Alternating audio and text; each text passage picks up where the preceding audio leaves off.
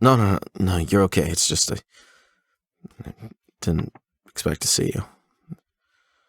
Usually you call, but no, you're fine. It's just, what are you doing here? Yeah, can't really blame you. It's been a bit of a rough day. Yeah, I can't sleep either. Oh, nothing. It's just some late night reading. I kind of prefer this to TV. It's just the light rays. It just and the sounds. It just gets in. I can't really sleep to it. I know some people can, but I don't prefer it. Normally, just late night reading, I don't know, it just engages me more. I don't know. Oh, I don't think you'll like it. Trust me, this is not a late night read or not a bedtime story-esque thing you should be reading. Oh, it's Dante's Inferno. Yeah, like I said, not a bedtime read. Well, I mean, I read it because, it's my favorite book. There, you found something new about me. I don't know, it's just, I always found, the whole struggle, you don't know what it is. Oh, okay. Basically, the story is about this guy who's, wakes up in the middle of the woods, and then he has to go through all the circles of hell, literally going through hell, to try and ascend to heaven. Yeah, like I said, it's not the most quaint read. Well, I like it because, I don't know, it's just kind of felt like the struggles that he has to go through. Having to go through all the shit that has to be done in order to ascend into heaven. Maybe all the stuff that's, I don't know, happened to me will eventually have some purpose, and maybe there's something good after all the crap. Maybe I always found myself as Dante, which I guess is kind of why I took the name in the ring. Oh, I mean, I guess you could stay.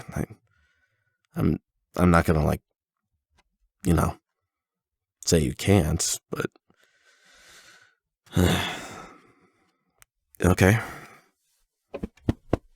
Come on in then.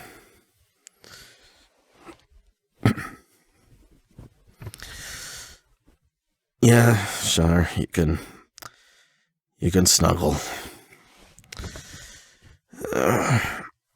What is it with you and snuggles?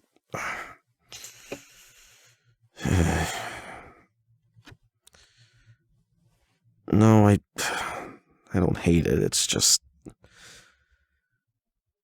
don't know, it just feels weird. No, it's fine. It's just,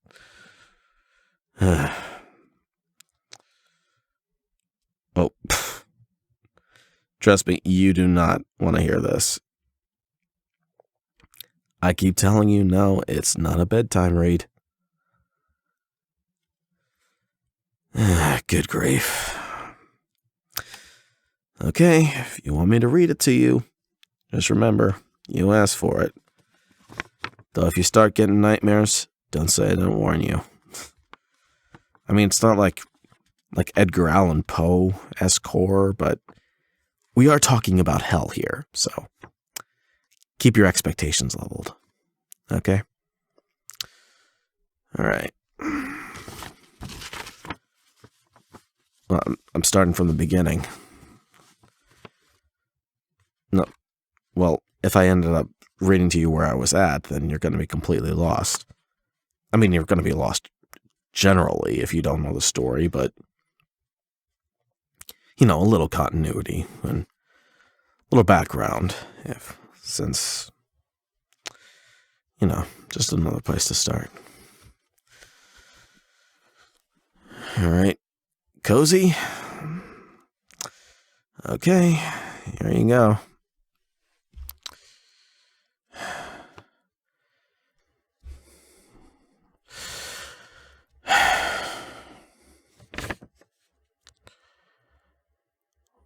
When halfway through the journey of our life, I found that I was in a gloomy wood, because the path which led aright was lost. And how hard it was just to say what this wild and rough and stubborn woodland was, the very thought of which renews my fear. So bitter it is that death is a little worse. But of the good to treat which there I found, I'll speak of what else I discovered there. I cannot well say how I entered it.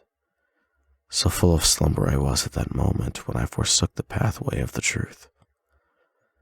But after I had reached a mountain's foot, where that veil ended which I had pierced my heart with fear, I looked on high, and saw its shoulders mantled already with that planet's rays which leadeth one aright o'er every path. Then quieted a little was fear, which in the lake depths of my heart had lasted throughout the night I passed so penitently. And even as whom from the depths emerged from solely troubled beneath upon the shore, turns around and gazes at the dangerous water, even so my mind, which was still fleeting on, turned back to look again upon the path which ne'er permitted anyone to live. When I had somewhat eased my weary body, o'er the lone slope I so resumed my way, that ere the lower was my steady foot, then lo, not far from where the ascent began, a leopard, which exceeding light and swift, was covered over with a spotted hide, and from my presence did not move away. Nay, rather she so hindered my advance. Then more than once I turned to look at me and go back.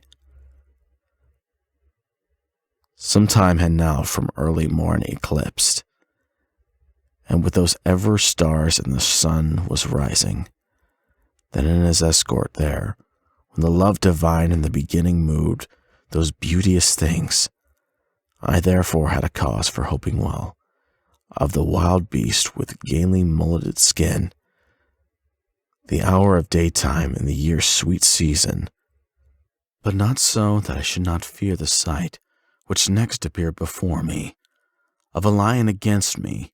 This one seemed to be advancing with head erect with such raging hunger that even the air seemed terrified nearby, and of a she-wolf, which with every lust seemed that her leanness laden, and had caused many ere now to lead unhappy lives.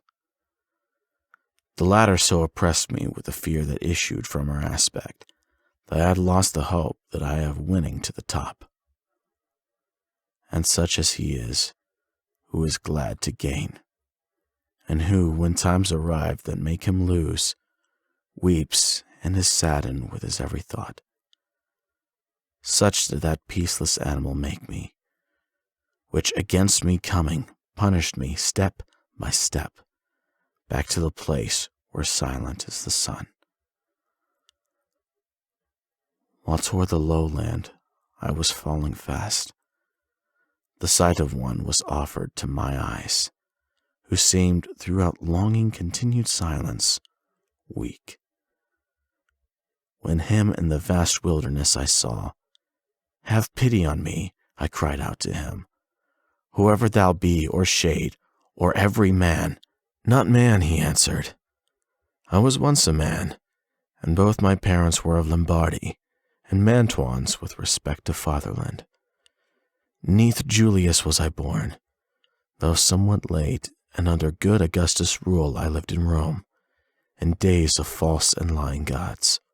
I was a poet, and of that just man, Anchises' son, I sang, who came from Troy, after proud Ilion had been consumed. But thou to such sore trouble why return? Why climbest now not to the mountain of delight, which is of every joy the source and cause? Art thou that Virgil, then the fountain head which poureth forth so broad a stream of speech? I answered him with the shame upon my brow. O light and glory of the other poets, let the long study and the ardent love which made me con thy book avail me now. Thou art my teacher and authority. Thou only art one of whom I took under the lovely manner which had done me honor. Behold the beast on whom account I turned. From her protect me, O thou famous sage, for she makes both my veins and pulses tremble. A different course from this must thou pursue. He answered when he saw me shedding tears, if from this wilderness thou wouldest escape, for this wild beast on whom account thou criest, allow none to pass along her way, but hindering him so greatly that she kills, and is by nature so maddenly and guilty that none doth she ate her greedy lust, but after food is hungrier than before. Many are the animals on which she mated, and still more will there be, until the hound shall come and bring her to a painful death. He should not feed on her land or wealth, but wisdom, love, and power shall be his food. And 'tween two fell troths shall his birth take place. Of that low Italy he'll be the savior, for which the maid Camilla died of wounds, which Turnus, Nessus, and Aurelius, and he shall drive her out of every town, till he hath put her back in hell again, for which the earliest envy sent her forth. I therefore think and judge it best for thee to follow me, and I shall be thy guide, and lead thee hence through an eternal place, for thou should the shrieks of hopelessness, and of those tormented spirits of old times, each one of whom bewells the second death. Then those shall thou behold who, through and fire, contended are, because they hope to come, whether it be unto the blessed folk, to whom therefore after, if thou wouldest ascend, there will be for that a worthier soul than I. With her at my departure I shall leave thee, because the emperor who rules up there, since I was not obedient to his law, whilst none shall come into his own town through me. He rules as emperor everywhere, and thou as king. There is his own town and lofty throne. O happy he is, he thereto elects. And I to him, O poet, I beseech thee, even by the God it was not thine to know. So may I from this ill and worse escape. Conduct me thither where thou saidst just now, that I may see St. Peter's gate, and those whom thou describest as so overwhelmed with woe. He then moved on, and I behind him kept. I'm surprised you actually stayed awake for that one. Usually the beginning's a bit of a slog. It eventually gets to the good parts, though. Let's see here. Chapter 2, The Mission of Virgil. Daylight was going, and the dusky air was now releasing from their weary toil all living things on earth. And I alone was making ready to sustain the war, both of the road and of the symphony, which my unerring memory will relate. O muses, O high genius, help me now. O memory that worries what I saw, herewith shall thy nobility appear. I then began, consider, poet, thou that guidest me, if strong my virtue be, or eke thou trust me to the arduous course. Thou sayest the sire of Silvio entered, when still corruptible, the immortal world, and that while in his body he was there. Hence, that to him the opponent of all ill was courteous, considering the great result that was to come from him. Both who and what seemed not unfitting to the thoughtful man, for he of fostering Rome and of her sway in the inferior heaven was chosen as shire. And both of these, if one would tell the truth, were foreordained unto the holy place, where greatest Peter's followers hath his seat. While on this quest, for which thou giveth him praise, he heard the things of which of his victory were causes were, and of the rupal robe, the chosen vessel went there afterward, to bring henceforth confirmation in the faith, though which are the one who enters on salvation's path. But why should I go there, or who concedes it? I am not Aeneas, nor yet Paul am I, me worthy of this, nor I nor others deem. If therefore I consent to come, I fear lest foolishness be my coming. Thou art wise, and canst much better judge than I can talk. And such is he who unwills what he willed, and changes so his purpose through new thoughts, that what he had began he wholly leaves. Such on that gloomy slope I did become. For as I thought it over, I gave up the enterprise so hastily commenced. If I have rightly understood thy words, replied the shade of the great-hearted man, thy soul is hurt by shameful cowardice, which many times so sorely hinders one, that from an honored enterprise it turns him, as seeming falsely thou and shyest beast.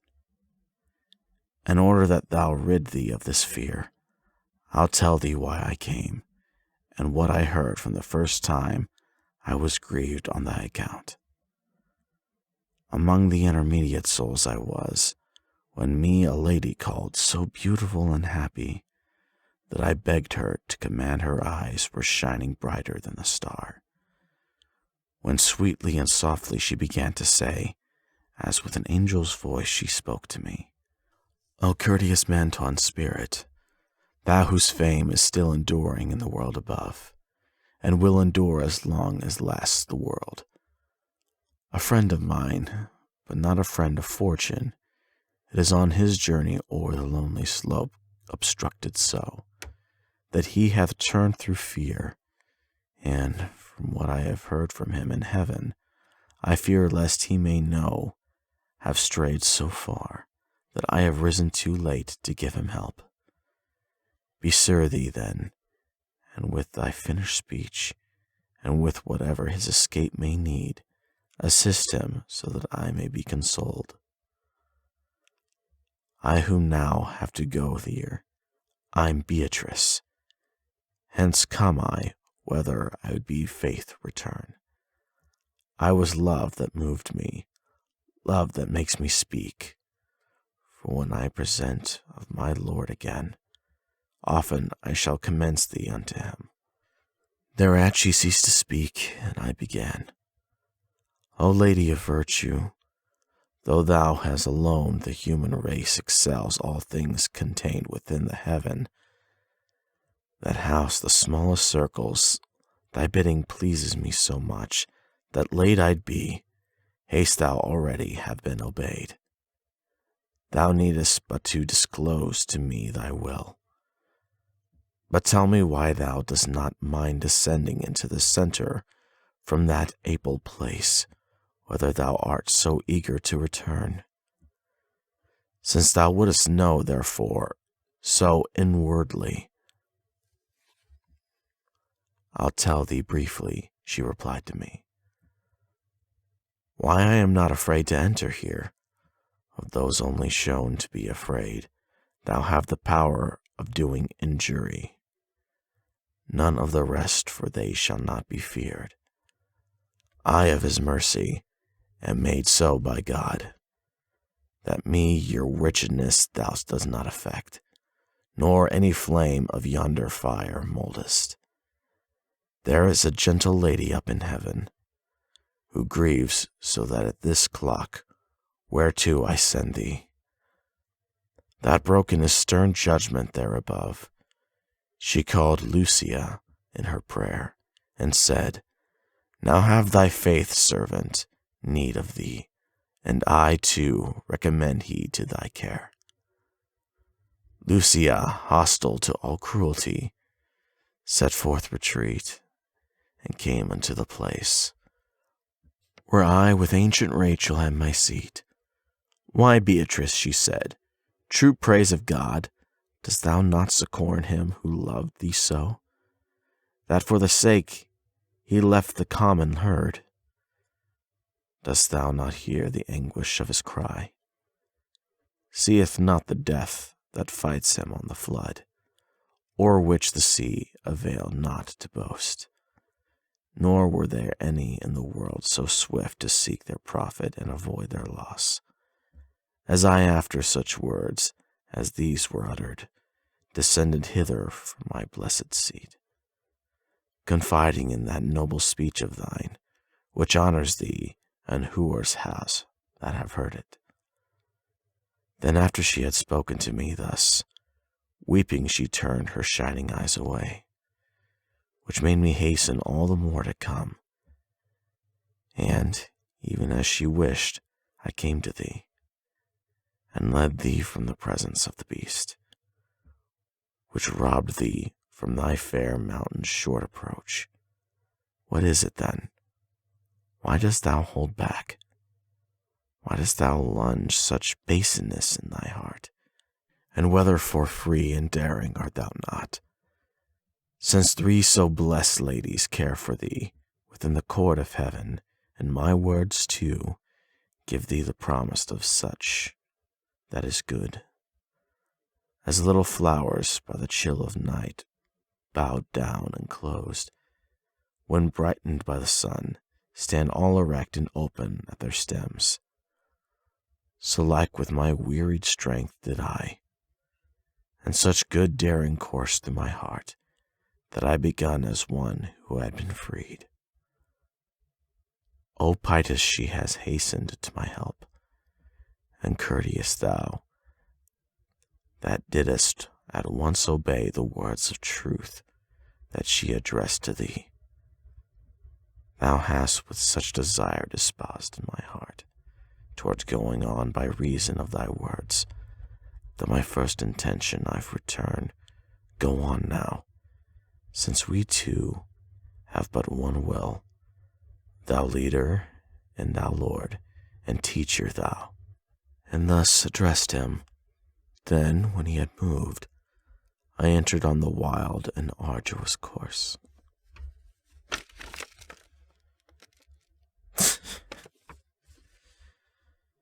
Told you it'd bore you. Yep. I think that's enough reading for now. Okay. Next time, I promise, I'll try to read a more uplifting, more beginner-friendly book. Just please don't let it be like Dr. Seuss or something, because... Okay, fine. Okay, fine. Maybe. I don't... Oh my god. I don't know. But yeah, I'm starting to get a little tired. What about you? No, you can't lie to me. Your eyes are drooping. Yep. Yeah, I'm pretty sure you're gonna get conked down in the next few seconds.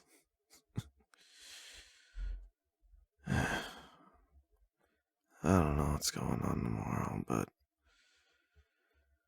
hopefully it's not too bad.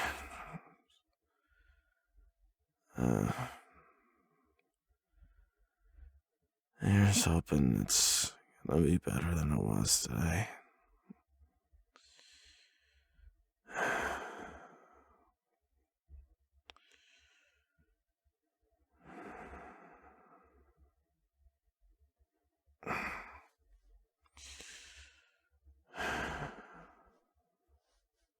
Well, good night.